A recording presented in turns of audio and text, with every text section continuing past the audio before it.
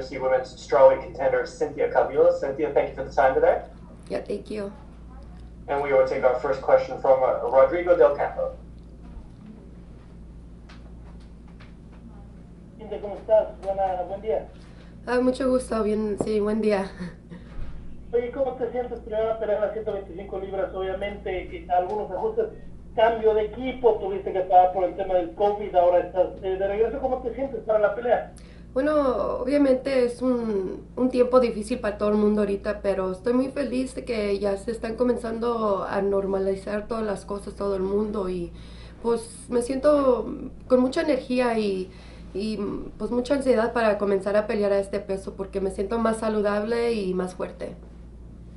Tenías una pelea complicada originalmente contra Antonina, pero ahora una pelea mejor en todos los aspectos, ¿no? Pelea estelar, la número uno del ranking, que es Jessica Ay. ¿Qué te puede dar una victoria ante Jessica en esta primera pelea en las 125 libras? Bueno, esta pelea se va a significar bien, algo muy grande para mí, la pelea más grande de mi carrera.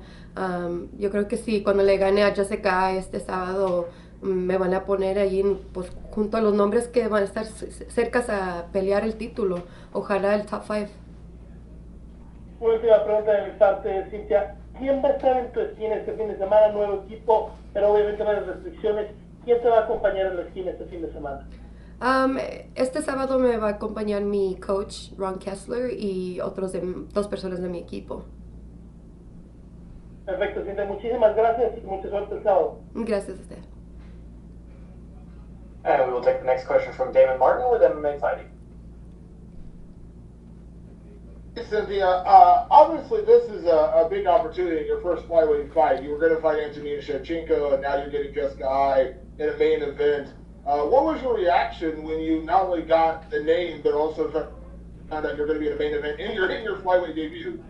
Honestly, I was really excited. I was a bit surprised. It's one of those things where if you don't ask, you're not gonna get it. So, I was wanting to get a fight lined up. Hopefully, more so not in such a short notice, but in July because the gym had just gone opened up again through this pandemic. And I was noticing that everybody was getting matched up, in the flyweight division, and I was like, man. Especially at my fight had got canceled originally with Antonina. I was like, who's available? And there was only like two people available, and one of them happened to be Jessica Ai. So I shot my manager a message and I said, hey, does Jessica have anything lined up? She doesn't. I would love to fight her in July. And he's like, well, let me check. And then they came back with, well, how about main event in 3 weeks? I'm like, holy crap. I was like, okay, yes.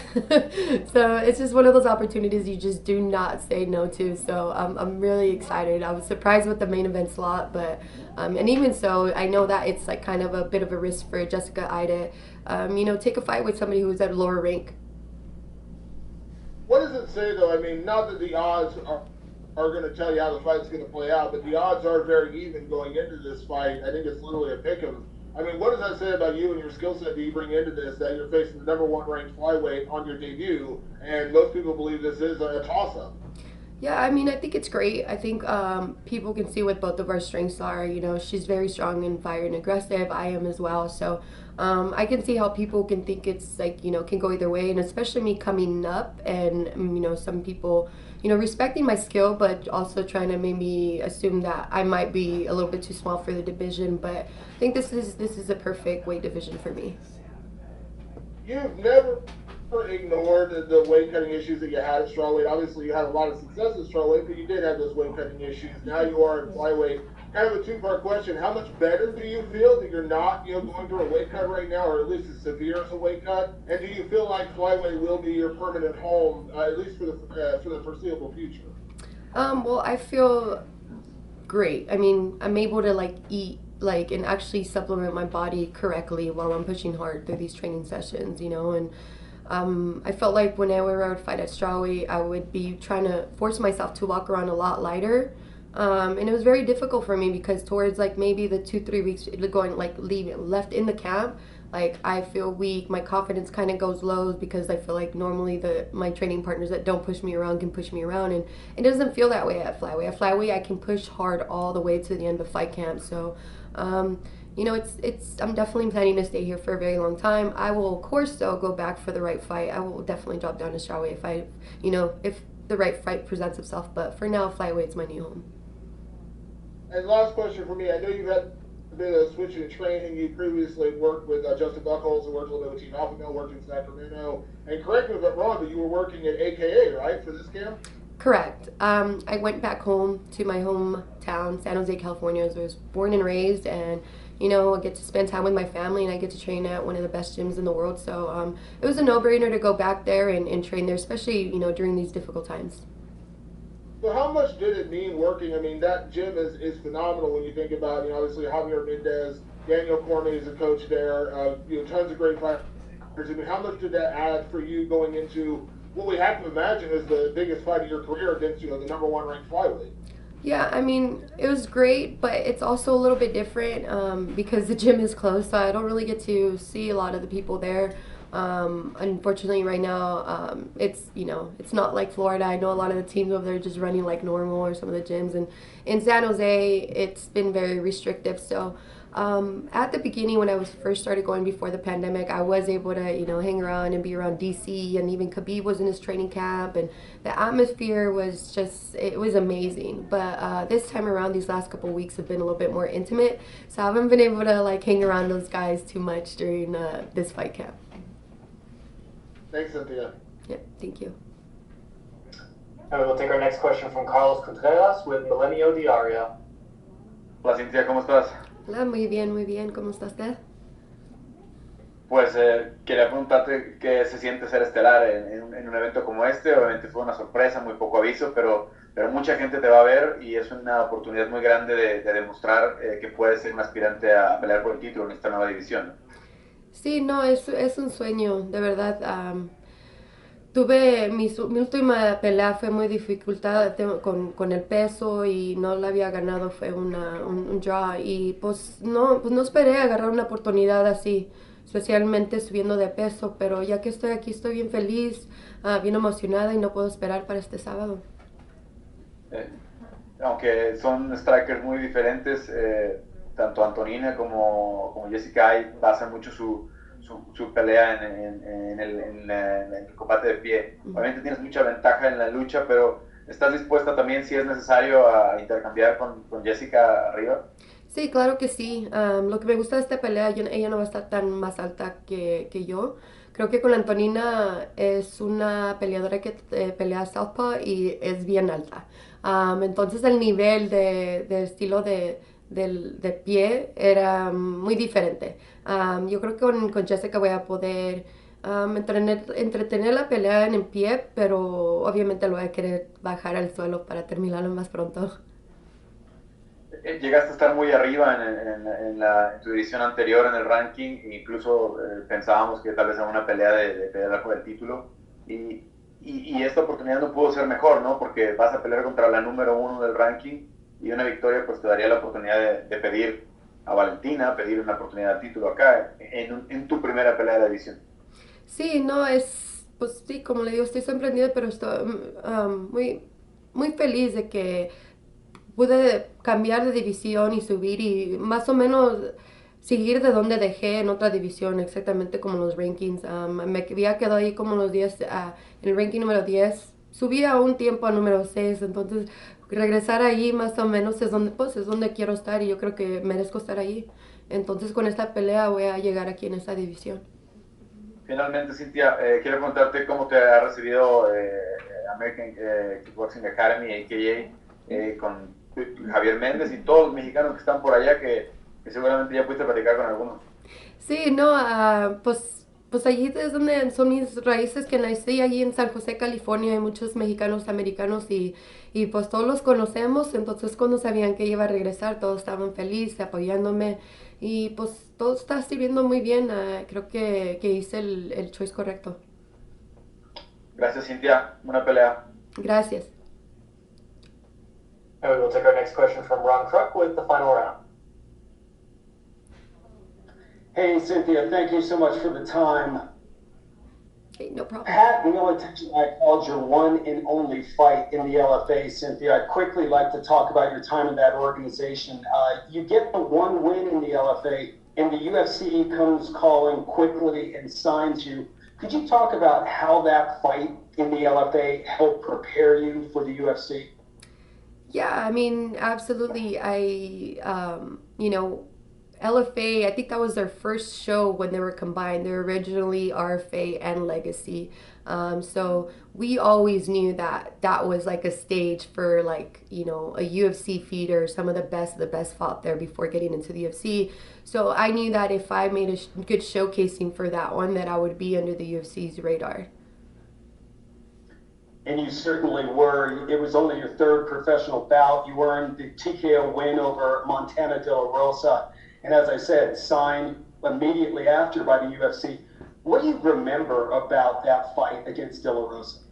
I was really excited. I think I was just overall, I'm a very confident person because of, the team and the training partners that I have or had at the time too. They're all high level. And so I went in there with, I don't know, it was great. It was great to be able to fight someone, with a good wrestling base. I knew she was an amazing fighter as well. She was going to be tough.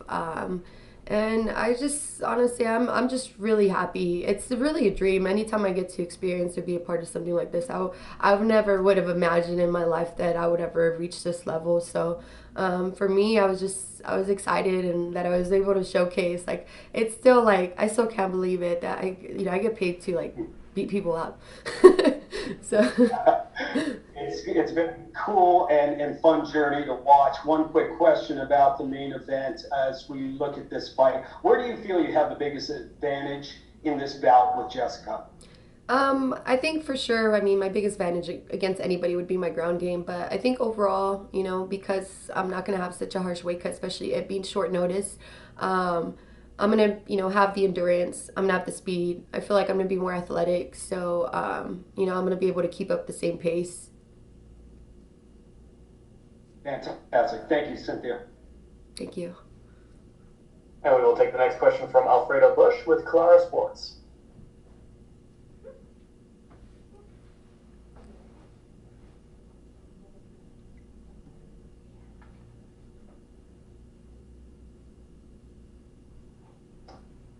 Hola, hola, ¿me escuchas?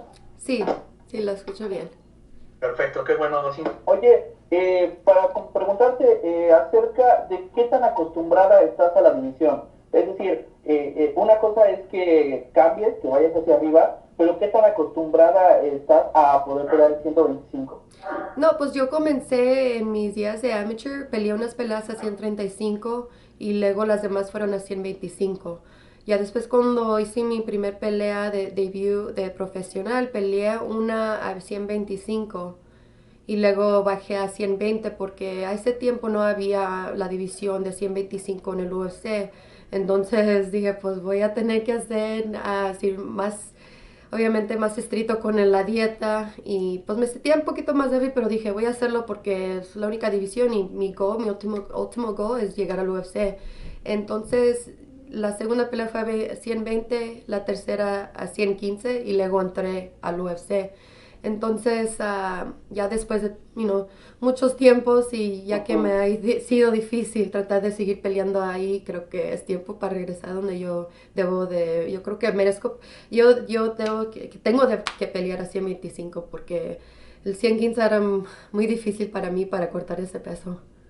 Y justamente el que te sientas mejor ahí, que tengas más fortaleza en ese aspecto, incluso mentalmente, ¿qué tanto te da una ventaja sobre Jessica en este caso para la pelea de este fin de semana? Sí, pues es una ventaja grande porque cuando unos cortan mucho peso, tienen miedo que a lo mejor se van a cansar o le va a afectar en la pelea. Y pues es algo que yo no me voy a tener que preocupar, voy a poder pelear, 5 rounds fuerte, porque igual como si fuera otro día de entrenamiento. No voy a estar sufrida, esta semana he comido muy bien, entonces me siento mucho más mejor y creo que esto es lo que me va a ayudar más a mí. La última de mi parte, el cambiar, el que te llegue todo de repente, ¿no? En medio de la pandemia, pero que tenga un main event y que además sea una pelea que no sea de 3, sino de 5 rounds, ¿cómo te hace sentir que además el UFC haya pensado en ti para decir, bueno, no importa, vamos a ponerla en esta contienda? Bueno, es una oportunidad que no puedes, que tienes que tomar. No la puedes negar. Yo al principio quería pelear en julio porque especialmente en el pandemic se habían cerrado los gimnasios, pero ya que los abrieron y pues yo estuve entrenando afuera del gimnasio para estar lista en caso ya cuando abrieran, pero um, no, la verdad yo estoy bien emocionada y feliz. Yo creo que sí es algo que vamos a tomar, que es algo de que es 5 rounds en vez de 3 rounds, pero ella está en el mismo lugar que yo. No es como si estoy yendo contra alguien que no está yendo por un pandemia que no le ha afectado a ella, porque yo sé que también le cerraron el gym. Ella no sabía y no tuvo mucho tiempo para entrenar, entonces todos estamos como pues en el mismo lugar tratando de hacerlo mejor en este tiempo. Perfecto, muchas gracias, que te vaya muy bien. Sí, gracias a usted. And we will take our next question from Gabriel Gonzalez with Capeside Press. Hi, Cynthia. Quick question. Training out of AKA, do you know if Daniel Cormier is commentating this week? I'm not sure. I don't think he is, but I'm not sure. I ask because with no fans, people have talked about, oh, they can hear Cormier, he's the cheat code. And Yeah, everything else. I can ask you. I would have had an extra corner there. I was going to say, if he was, or do you feel like you would take advantage of that to kind of listen out for him if that were the case? Well, I'm going to be listening to everybody. I'm going to listen to commentators. I'm going to listen to her team so I know what the heck is coming, But obviously, and it's funny because I've actually, that's actually something that I've done in other previous fights. I mean, I've never fought when there was no crowd, but obviously at a smaller venue, and I can hear their corners. So I remember just almost listening to their corner, knowing what's going to come before, listening to my corner. So, I'm excited. I'm excited to see what that's going to be like. I think it's going to be a game changer for sure.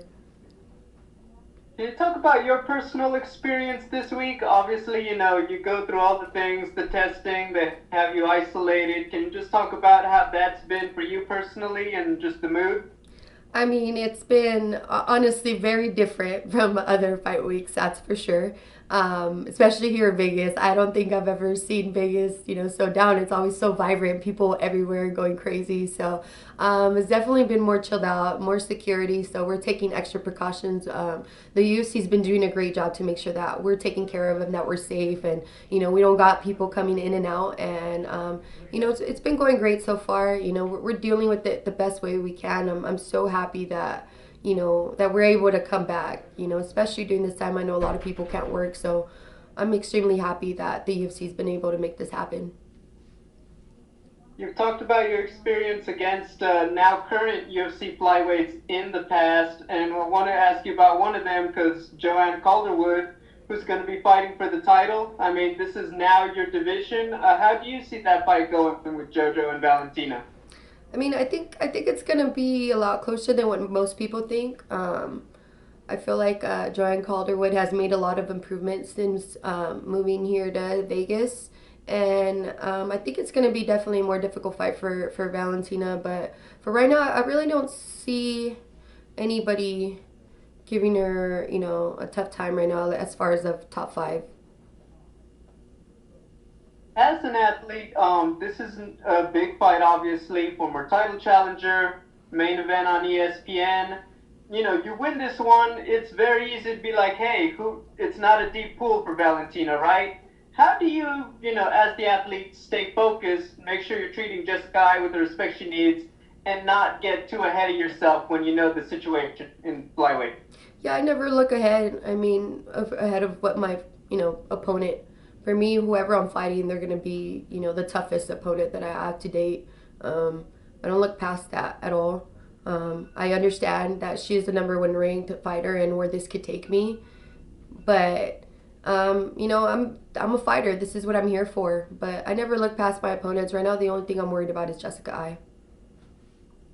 Perfect scenario. Get a big victory on Saturday night. Some parts of Vegas are opening up, some have not. Have you thought about how you would celebrate if you can?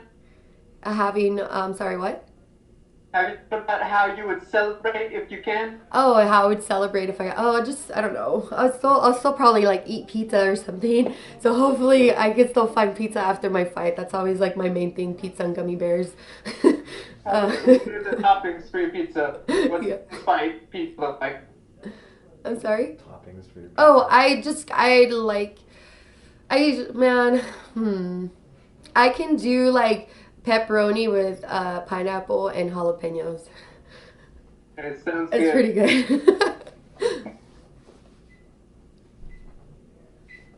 Perfect. Thank you, Cynthia. That is all the questions we had for you. You are good to go. Awesome. Thank you guys. Thank you. Bye.